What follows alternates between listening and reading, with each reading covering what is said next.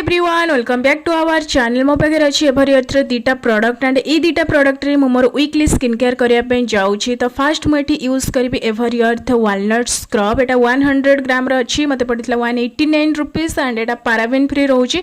आपण मानू एमती पाउच भी मिल जाव जोटा कि 10 रुपीज आसी जाऊँगी भी यूज करेंगे। तो फास्ट मुझे वेट करनी मो फेस को मुझे स्क्रब अप्लाई करी मुझे मसाज करी फेस रे 5 मिनिट्स या जाकि मु वॉश करी मो फेस को।